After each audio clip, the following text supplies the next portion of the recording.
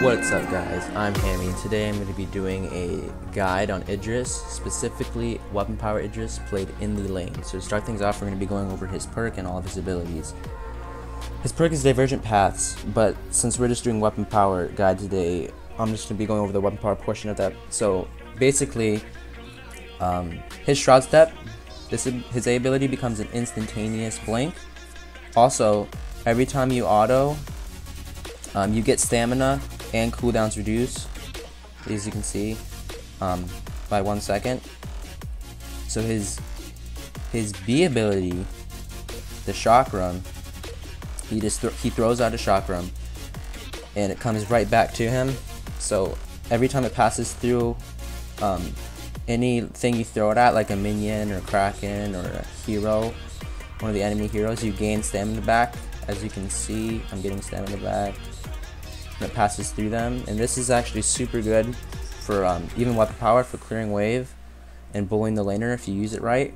So Idris's ultimate, the Shimmer Strike, he jumps into a hero and becomes, he can either do it to his teammate or the enemy. He jumps in and becomes invulnerable, so he cannot take any damage.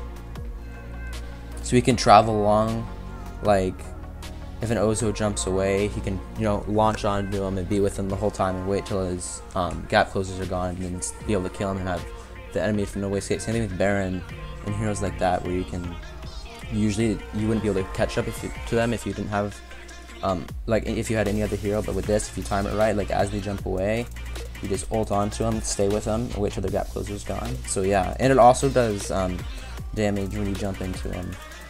Another cool part about Idris is that you can combo all of his abilities to keep his Chakram in the air.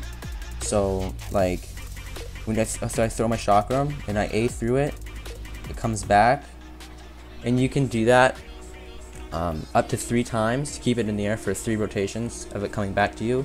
So to do that, you just throw your Chakram, use your A through it, and actually it combos with your ult as well. So you jump into somebody while it's, when you used your A, and then you can have it come a 3rd time. But doing that is really difficult to do it actually in game. Alright, so now I'm going to be going over the build that I recommend and I use when I play Idris. So when I play Idris, I always like to first buy Starblade so I can unlock my perk as fast as possible. Really helps. I think it's way better than buying anything else, because then you just have to wait longer for your perk, and it also does really crazy damage. The second item I buy is a Poison Shiv.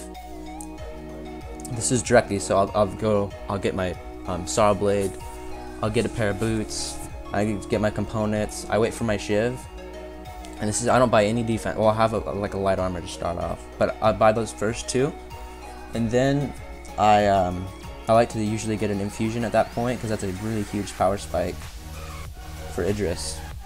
Then I like to go into the components for my 3rd item, which is a tension bow. It pairs super well with his A ability, so he gets that amplified damage on top of the tension bow proc. It's just crazy burst damage, and there's no really way of avoiding it until until the enemy team can get armor. Even then, it doesn't really do much. So like when I do that, I get like a piercing spear, and then I'd buy a block, and then I'd buy a set of tier 2 armor. That's usually what I do. And then since tension was not that expensive, once you have that, it's only like 1200 gold, 1250 gold. And then yeah, that's the build I go with, and then I just build into defense, and then tier 3 boots after that, and then yeah, that's the build.